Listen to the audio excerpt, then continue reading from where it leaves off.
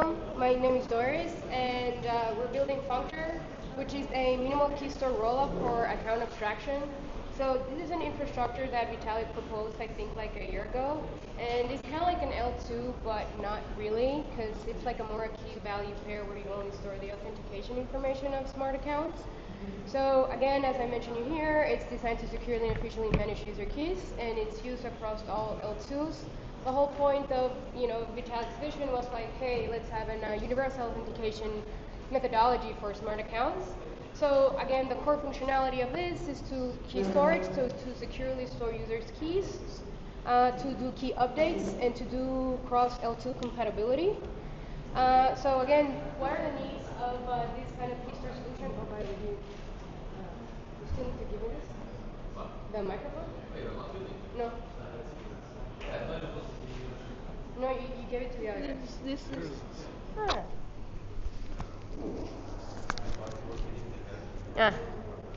Almost missed it. So what are the needs of a dedicated key store layer like I was mentioning you? So again, this is going to be very hard when we have like a smart account update, like after the Pectra update that is probably going to be coming on Q1, I guess. You'll be able to upgrade your EOAs to smart accounts, and then the question will be what's going to happen when you have all these smart accounts across all these L2s. So a dedicated key store solution helps for the authentication of those smart accounts across any L2 in the EVM ecosystem. And then the other one, it's the case of a minimal key store rollup where you want to be cost effective because you were doing this directly in the L1. It will be super expensive to update and store session keys. And then, of course, you prioritize simplicity and minimal functionality, and it's designed with compatibility of zero-knowledge proofs. So what are the design considerations for this? And this is one of the complex parts of the key store rollup, is that you should be, or we should be able to support these four signatures for our ECDSA, EDDSA, CK snarks, and Vitalik even says like, hey, let's support Wintersnitz signatures, which is quantum safe signatures. And obviously that adds an overhaul because every signature needs a CK circuit for that. And then the other consideration when creating this L2 that he proposed is that you have to have a minimum functionality. So you really solely have to focus on key storage and updates. You have to avoid the complexity of the full EVM because I think the key store layer doesn't carry balances and differences than any traditional L2. So that's one of the things that he proposes to make it sure that only has the functionality of authentication. And you utilize the snarks to do the efficient key change management. So the goal for the week for us was to break down the specs of all the things that we need to do in order to make this a possibility, which is very, very complex, I'll say. So here are the key areas to focus is the state structure, the state modification, the block verification, the block structure. So the idea of this, past 2 weeks was like, hey, can we have like a general gist of how are the components of each of these parts, which is a significant amount of research. So for the quasi specification on the state structure, we know that it's going to be a key value map where you're going to have the key and the values are going to be a tuple where you have the user data and the verification key, which is going to be the CK snark. So the design considerations were like make sure that it has efficient storage in retrieval of the user data. And again, this is like the complex part because ideally it should be compatible with the various cryptographic schemes, but that obviously adds complexity like I was mentioning you because each cryptographic scheme has its own CK snark. And of course, you want to make sure that you can handle a lot of users, but I think that's like later on. So what are we considering on the part of state modification is two primary schemes. One is the counterfactual initiation, and then the other one is CK snark-based updates. I think the most important part for us for all of this is the security considerations, which is ensuring that only the authorized users updates the process. So you have your tuple, right, where you have the tuple where you have the key, and who is the owner of that key. So how do you update that? It's like the most important part because if not, anyone could access your account. And then maintaining the data integrity across any modifications. And then the other, the second part is like the block verification, because at the end of the day, you are an L2 because you're processing this information. So you have the efficient verification process and you have the Plunk implementation. Both of them should be included, but at the end of the day, you need to make sure that the performance optimization is considering the balancing through the verification with computational efficiency and has the potential to process the proofs. Again, the block verification as well has a lot of complexities because you want to make sure it's as fast as possible because these are signatures. I mean, right now, when you generate a signature in your local computer, it's like the private keys in your local storage. So you will be expecting the same speed when you do it using an L2, like a minimal key store layer. So that's a big, big challenge. Latency is extremely important.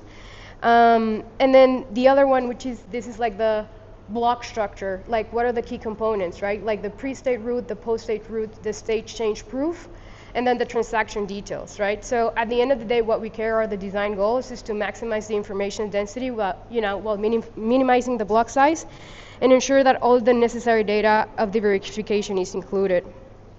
So what are the next steps for us is now that we have to have these quasi specifications, we have to have like a concrete code structure of how that's going to look and define the interfaces between these components. So this is Functor in a nutshell. Thank you very much.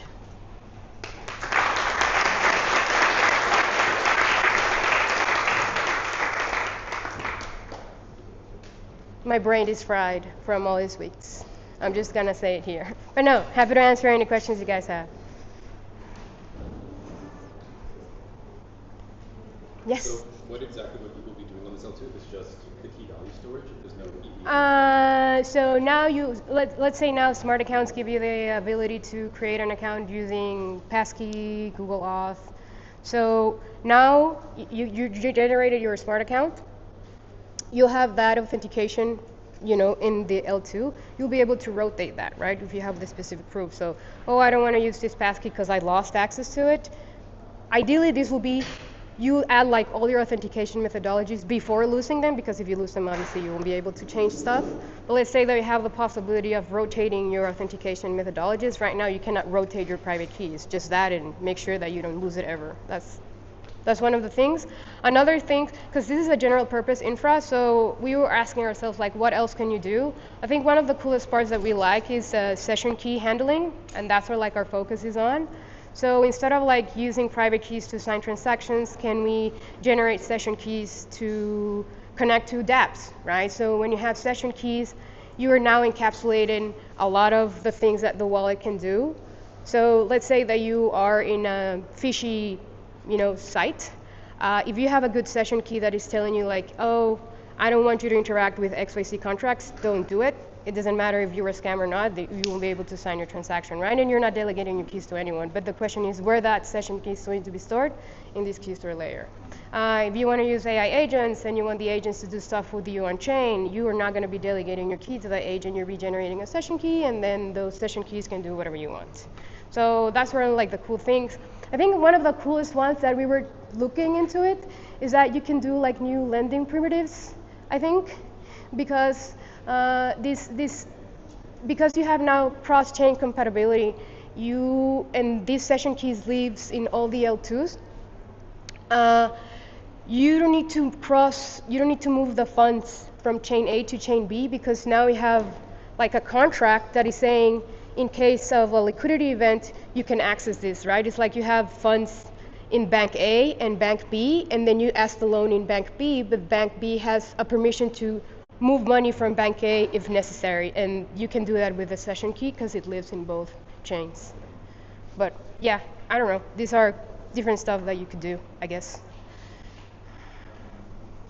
Do you plan to build a computation layer? Because this is Sorry? You said it's just an auth layer, not computation. Yeah, no computation here. Yeah. See, if someone wants to build on top of it, of course, great. But I'm not thinking about that yet. Yes? Do you really expect to be the most heavy lifting part for coding? Definitely the proofs with the signatures is one of like the biggest concerns we have. As in the specs, you say that the specs is expected for you to support like all these signatures. And each signature needs its own CK circuit. So the question here will be, again, if you're generating a signature and you want this to be fast as though you're doing this right now, how you're going to have that experience of a signature using CK proofs on mobile. And you're not only supporting one, you're supporting 4. Or that's what it's... Or you have to do the heavy lifting yourself and I guess. Yes. Yeah, absolutely. Thank you, guys.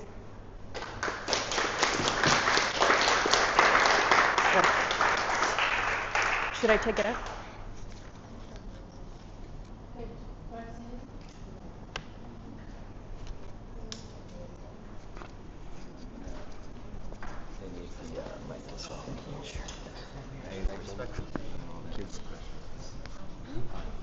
You're gonna say who's gonna talk more? What everyone is gonna. Sorry? Everyone's gonna talk. Yeah, just me and him. Just me? Mainly, yeah. Okay, so ask him not to fit in here, but like just to use. Just like this? Yes. Okay. Like a microphone. Okay.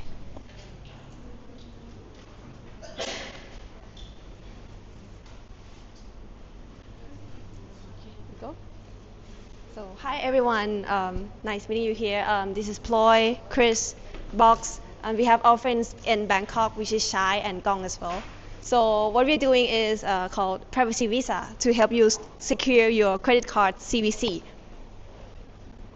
Usually, when you do online payments, the flow is from a cardholder.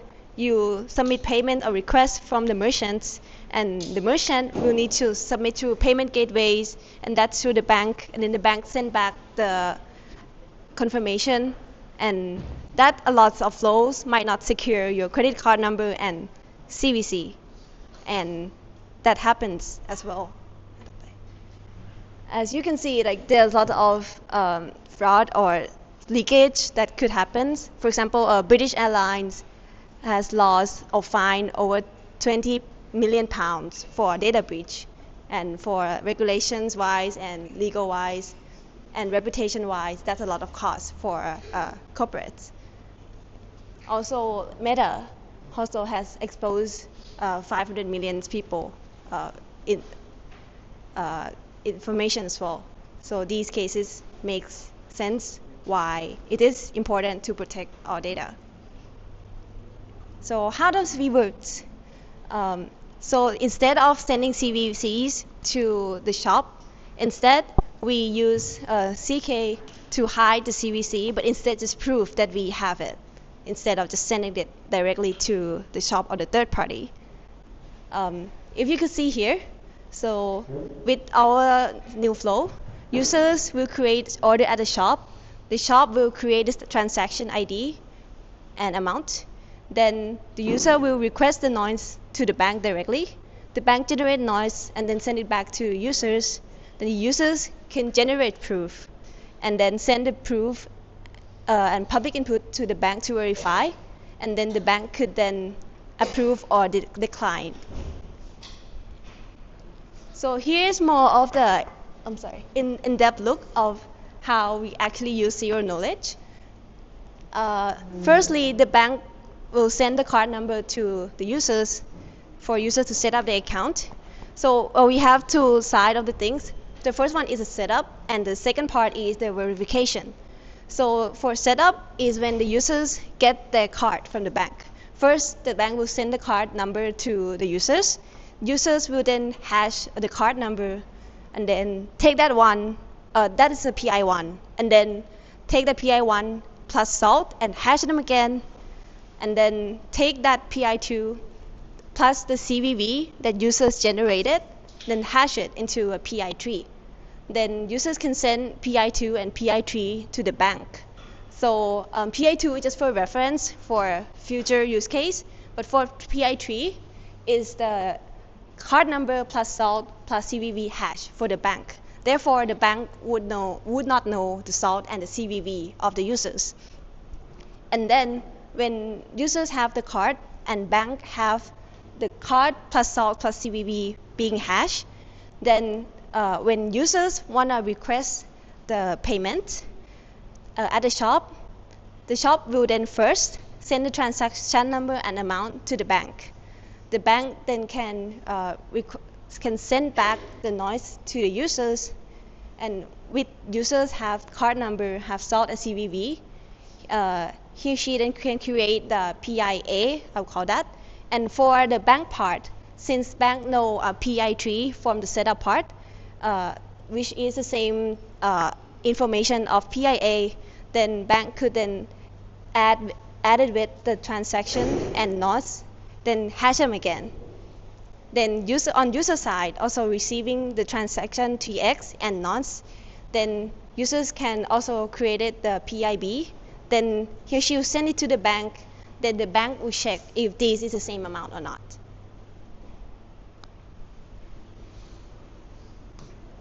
Okay. So in our progress, we have built the three things. The first is the front end privacy visa, and the two things is the shop and the back end. Also, the shop should be the front end as well. So let me talk to the script.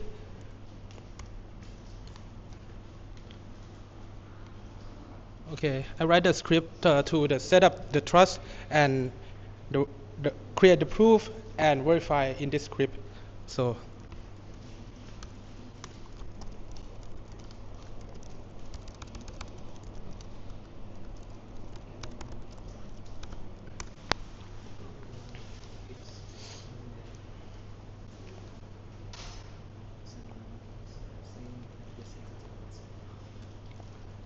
So we write this script for make sure like the POC that after the script the finish, we will take this to the privacy visa and send the verification to the bank, and this is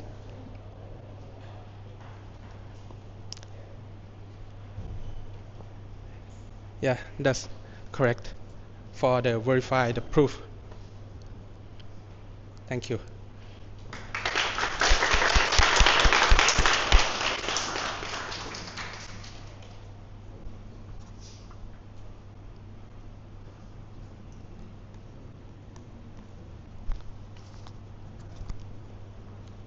On that last slide, you were sending the proofs directly to the bank, bypassing the shop? Yeah, without the shop. Shop doesn't know anything. Just the TX sent to the bank. All right.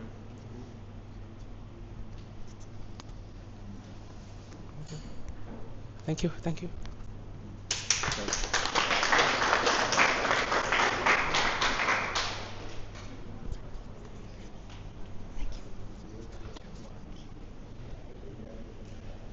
GMMS.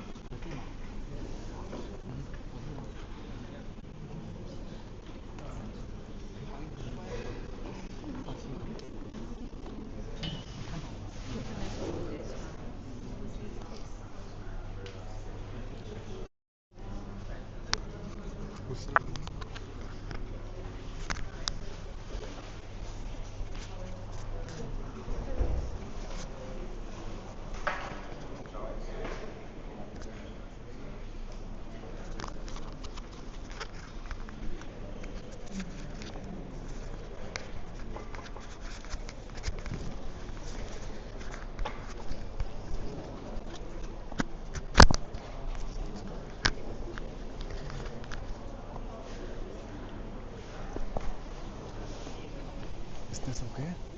Is this okay? Like this? Like this?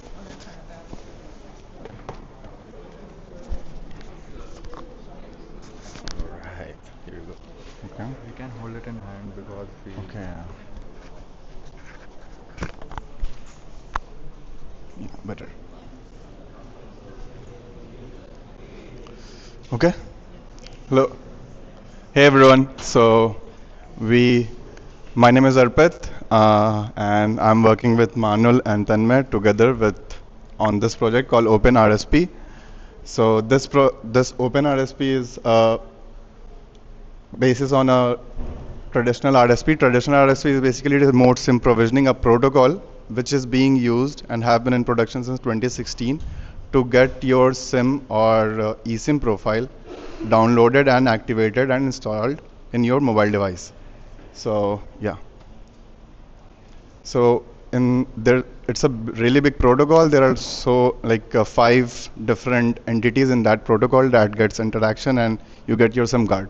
So we will be discussing only the certificate issuer in this presentation, and later how the certificates works, what are we trying to do with certificate issuers and proving in certificates. So yeah, as you can see, if you are the user, whenever you go to an app or a service where you select an eSIM plan, let's say for example 7 days of 10 GBs for Chiang Mai or Thailand. So you send an intent, which is step 0. And this is like the setup where GSMA, the certificate issuer. So this is basically the controlling authority and certified authority of the whole eSIM around the globe. And they issue certificates to mobile manufacturers to manufacture the chip which is embedded in your mobile device. And it also issues certificates to the servers which creates your profile and then later provision to your mobile device. So what happens when you send an intent to mobile network operator, the subscription manager of yours create your profile, and via your local profile assistant which is in your mobile device, it gets, after the request been sent, the profile is being downloaded and your profile is encrypted, and your profile gets decrypted only in your chip of your mobile device, so no information is leakage. But there are different, even in this interactions, there are sensitive information that is being shared, and we are not focusing on the sensitive information that is being shared within the protocol right now. We will only focus on the certificate issuer and why the trust of this whole protocol rely on certificate issuer. So yeah, Manuel will proceed with her. Yep. So as mentioned, we'll be in Invisible Garden. Our main focus will be the certificate issuer and how it interacts throughout the protocol.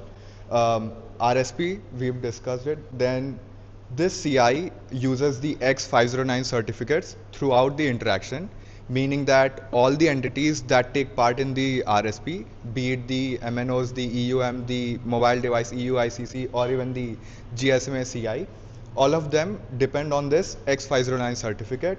And then we'll also discuss what the role of certificate issuer is, and then how we are trying to solve this problem. Not a problem, but it's kind of primitive, so we are trying to upgrade it. Talking about the X509 certificates, each of the entity holds the certificate in order to prove their authenticity. It starts somewhere like this. So this is the root, meaning that the GSMA or the first person who actually holds the authority of issuing these certificates is the root certificate. And then comes the intermediaries. These can be n number of intermediaries, and that means all of these will be dependent on this root certificate. So as you can see, this signature for in the certificate that B holds, there's a signature of C, meaning that the root certificate authority, CA, signs the certificate for the intermediary that is below their level. And there will be intermediaries who will sign the certificate for the other intermediaries that are below them. So it's like a hierarchy, which you can figure out like a tree-like structure. And the last being the end entity, or we'll call it the leaf entity, meaning that it's the last certificate in the chain. So we as a user deal with this end entity certificate, and in order to prove the authenticity, we need to move up until we get towards the root CA. So for every verification, we need to follow this chain, and this is what we call the chain of trust. Rather, the protocol calls it the chain of trust.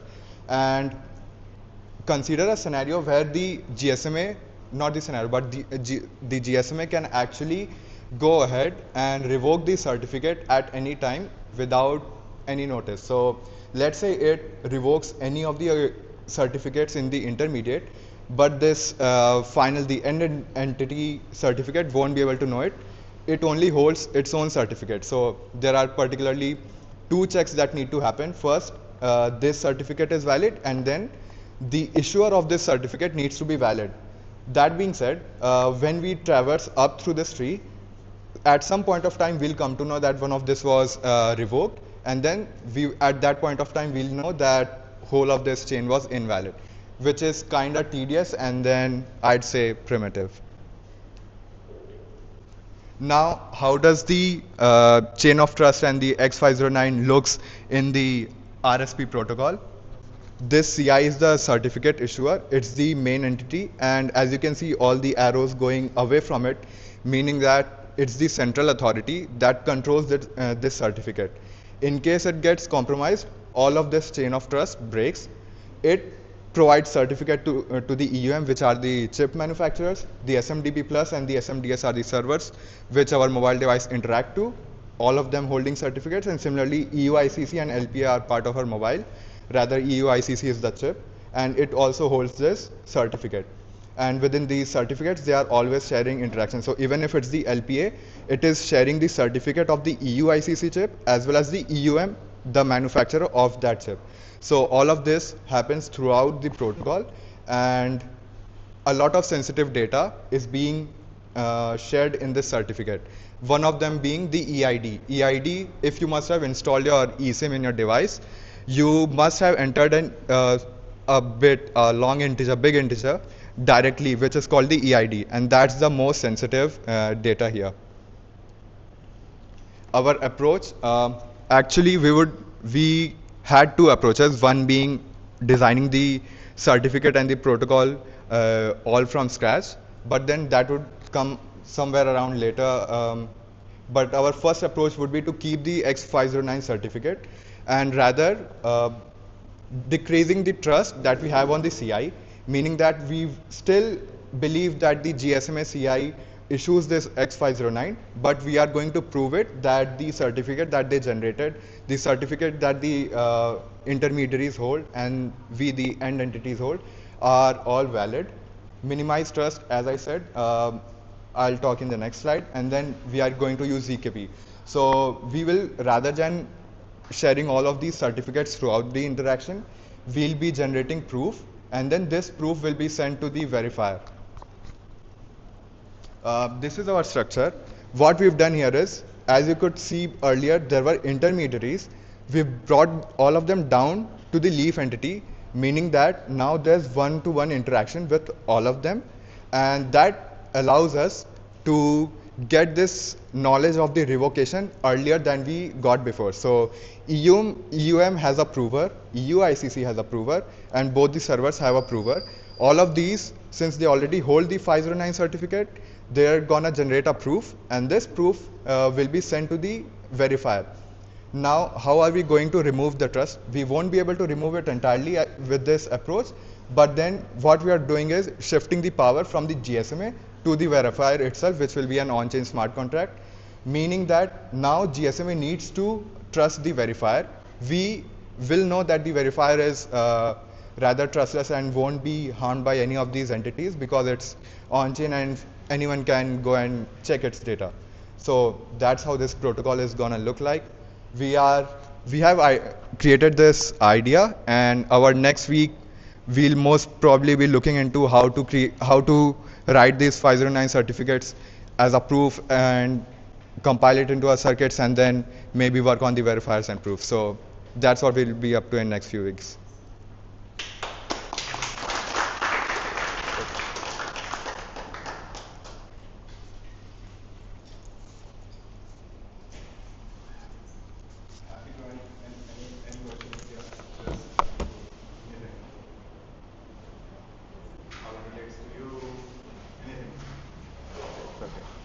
If I understand correct, this means that we are not, in order to get issued certificate from the central authority, we don't need to show basically our identity. Not actually. Certificate.